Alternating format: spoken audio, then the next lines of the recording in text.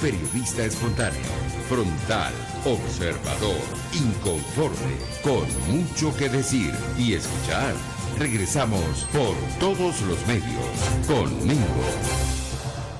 Se está normalizando el caos. Me está diciendo Erika que gustó mucho esa frase de Laura. Hay muchas inquietudes y nos quedan unos 12 minutos de programa, así que vamos a tener que correr. No, bueno, nos estaban hablando que lo trae tal cual también lo de las empresas estadounidenses que estarían ayudando a Venezuela a evitar sanciones. El esfuerzo de evasión de sanciones que se centra en una refinería inactiva y una terminal petrolera adyacente a la isla caribeña holandesa de Curazao, que por cierto se está hablando mucho de relaciones nuevamente entre Curazao, entre Aruba, Trinidad, Islas del Caribe y Venezuela. No sé qué manejará Laura sobre ese particular, que también es importante. ¿No será eso parte de esta normalización del caos de la que habla Laura? Laura, Carlos Escalonas dice, muy acertada esa frase, se está normalizando el caos en Venezuela. El señor Nelson Peña te pregunta, ¿el lobby francés hacia la mafia del PSV es apropiada en la línea de defensa de los derechos humanos? Ajá. También... Perdón, no escuché, me repites, por favor.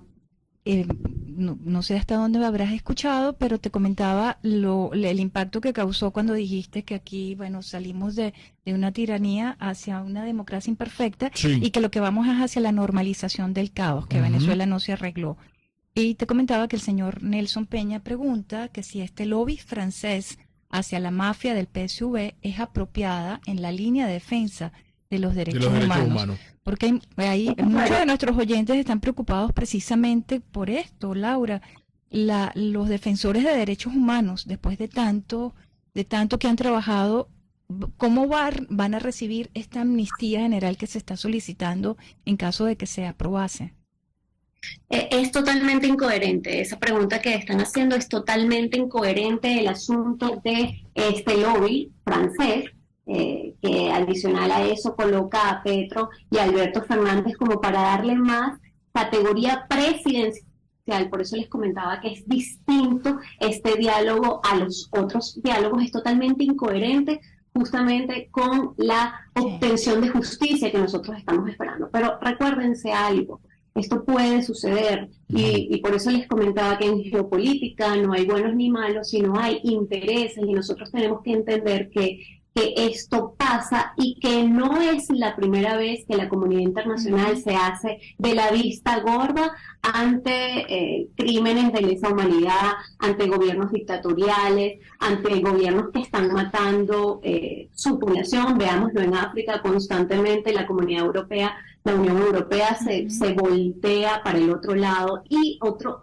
caso más pragmático, para que se vea la frontalidad y franqueza de esto, es el caso de los narcosobrinos. Los narcosobrinos estaban intentando introducir casi 1 tonelada de cocaína, fueron 800 kilogramos, y se les detuvo en noviembre de 2017, en diciembre de 2017 se les condena por 18 años, y después por un indulto presidencial de Biden, porque básicamente era un indulto, aunque tenga otro nombre en Estados Unidos, básicamente se les libera. Y esto es, de nuevo, una reinserción de Maduro en la comunidad internacional. Recordemos que estamos en coyuntura de guerra, recuerden que estamos en una crisis energética, que además se nos avecina una potencial recesión para el próximo año, que Rusia y Ucrania son los dos principales proveedores de granos en el mundo. Entonces se nos avecina en esta geopolítica de los alimentos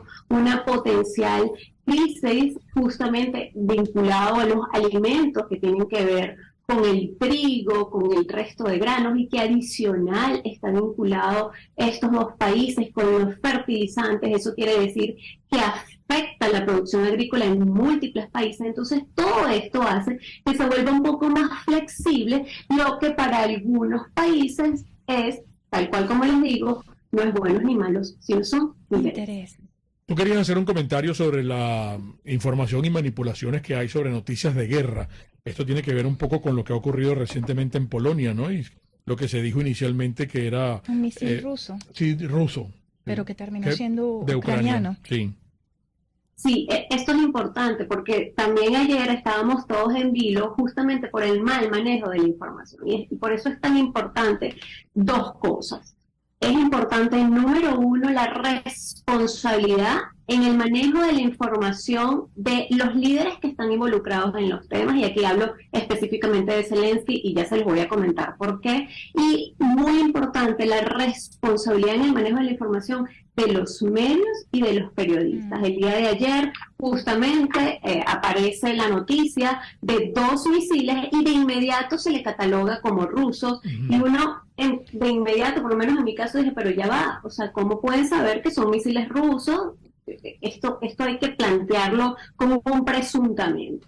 Y les estoy buscando la información porque la aldea se llamaba Srewodow, que estaba muy cerca de la frontera, exactamente en la frontera esta aldea entre Ucrania y Polonia. Entonces era muy complicado en este momento saber que era ruso. ¿Por qué digo que era muy complicado? Porque evidentemente hay fuego cruzado de un lado y del otro.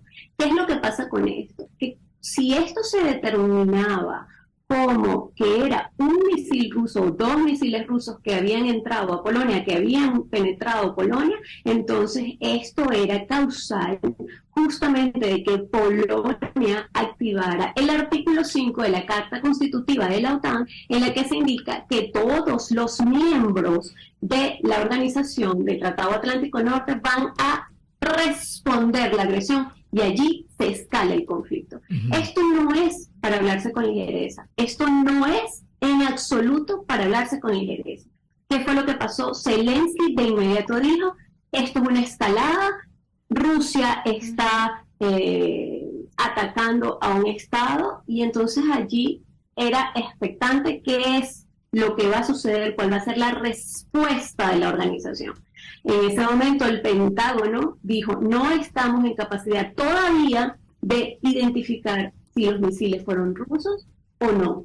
Y en ese momento, y por eso hablo de la responsabilidad, seguían medios de comunicación alentando que habían sido misiles rusos. Eso es muy complicado, porque entonces ya la cosa se convierte en una guerra, y ahora sí, mundial, porque se involucra a todos los países europeos que están dentro de la OTAN, se involucra a Estados Unidos, y entonces esto sube de nivel y la cosa se complica por un mal manejo de información.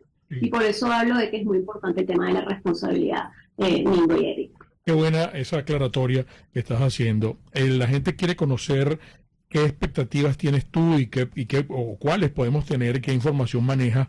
¿Qué puede ocurrir finalmente con lo del título 42, la frontera, que se complica para Biden, pese a que han dado como una prórroga? ¿Y cómo ve Laura La Rosa a Trump como candidato en los próximos 2 años?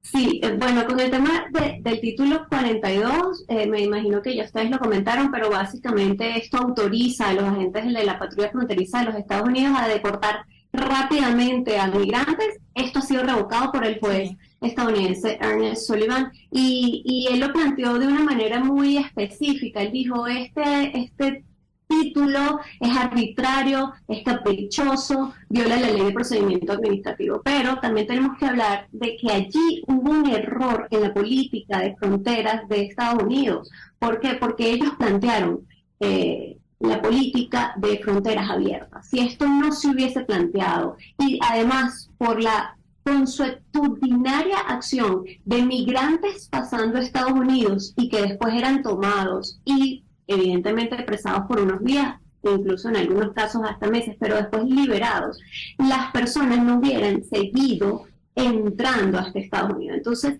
si tú realmente no quieres que haya migración ilegal, porque la migración es ilegal en cualquier país del mundo, la migración ilegal es ilegal, valga la redundancia, en cualquier país del mundo, no las fomente.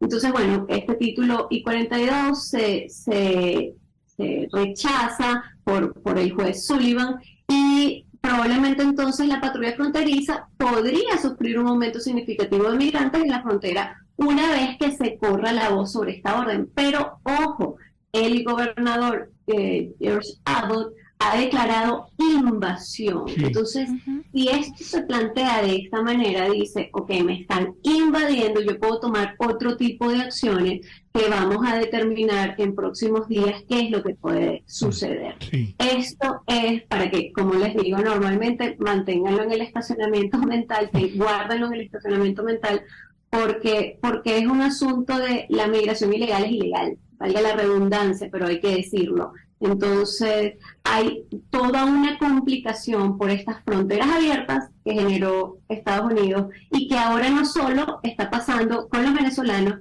sino que hemos visto que ya salió uno de los primeros vuelos, o se está armando uno de los primeros vuelos para deportar cubanos a Cuba, que esto llevaba mucho tiempo que no pasaba.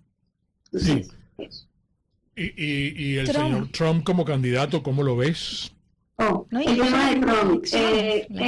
Esto es un asunto que muestra, bueno, evidentemente lo que él ha planteado, Donald Trump ha planteado, mira, yo aún no he visto la grandeza de Estados Unidos regresar, porque recordemos que su lema es volver a América grande de nuevo. Sin embargo, hay una cosa.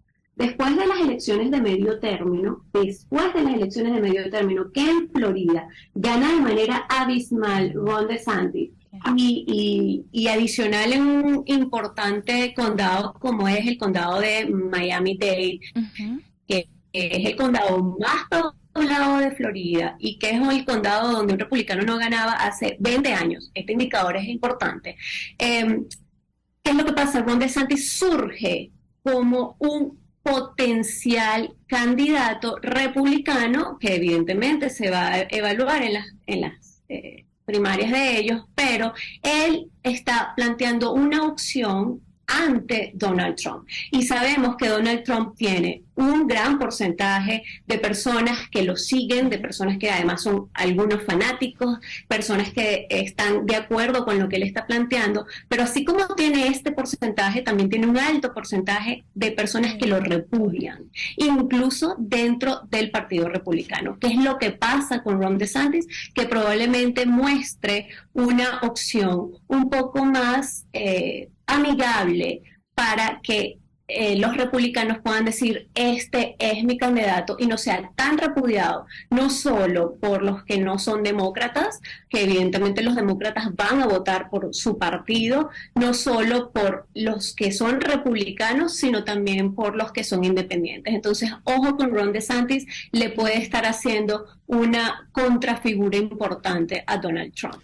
Ya para terminar, Laura, y tomando en consideración lo que nos decías al principio, ¿será la comunidad internacional entonces la que decrete el fin del interinato con esta negociación que se está planteando desde afuera, que de anteojito es como votaciones, para no hablar de elecciones, como tú misma lo has mencionado, votaciones versus sanciones, ¿no?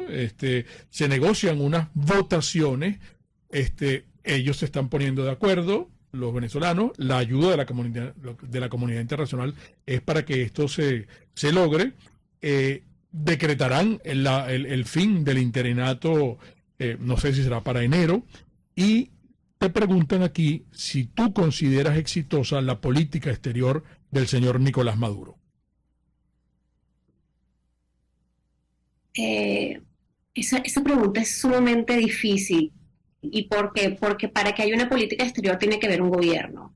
Él es un régimen y como régimen no está haciendo una política exterior. Yo lo que siento es que se está salvando, y esta reinserción que se le está haciendo desde la propia comunidad internacional a Maduro en justamente el concierto internacional, lo que indica es que a veces los malos ganan. Eso indica que a veces la justicia no gana. Eso indica que, en mi caso, yo no considero que él tenga una política exterior, precisamente porque una política exterior está vinculada al gobierno. Tomando en cuenta que esto es un régimen que está acusado de crímenes de lesa humanidad, que el Departamento de Justicia puso un precio a su cabeza, yo no lo podría llamar particularmente una política exterior. ¿De que han sido exitosos en su maldad? Sí, han sido, pero yo no le llamaría política exterior. Sí, y es la comunidad internacional la que va a decretar el fin del interinato. Definitivamente, definitivamente. En enero ya está planteado que ellos dejen de existir como interinato y precisamente esto va a avanzar a que él deje de ser presidente interino, sino que sea ahora un candidato presidencial. Ojo con Fuerza Vecinal, después lo podemos hablar, porque también se está presentando como una nueva disidencia controlada. Pero hay algo que nosotros ya veníamos viendo. Al Guaidó ir pasando el tiempo y la inacción estuvo presente, fue perdiendo, lógicamente, reconocimiento de los múltiples estados. Entonces, ya ahora, de pasar de 60 países, que al inicio y que tanto se hablaba de 60 países que lo reconocen y que toman a Maduro como un dictador o como un tirano, esto fue cambiando a raíz que cada país fue cambiando en su proceso electoral de gobierno. Y lo vemos ahorita con Brasil, lo vimos en Colombia, lo vimos en Guatemala, lo vimos en Honduras, lo vimos en múltiples países donde se ha ido cambiando. Y todo esto empezó, por cierto, desde la Unión Europea, porque la Unión Europea fueron los primeros que lo pasaron de presidente interino a líder de la oposición y fueron 27 países que de plano ya dejaron de reconocerlo. Entonces, esto es una cosa que ya estaba cantada y sí, finalmente la comunidad internacional va a sentenciar, de hecho, ya lo está sentenciando como el líder del interinato que nunca funcionó. Laura, qué bueno, Qué buen análisis. de verdad, qué buen análisis. Muchísimas gracias por estar con nosotros. En breve te vamos a consultar. Laura de Rosa, internacionalista, jefa editora en The Freedom Post. Las interpretaciones finales de todo lo conversado hoy acá, como siempre, de ustedes, amigos. Y recuerden, el comunismo te quiebra las rodillas para que tengas que dar gracias por las muletas. Hasta mañana. RCR presentó Por Todos los Medios con Mingo.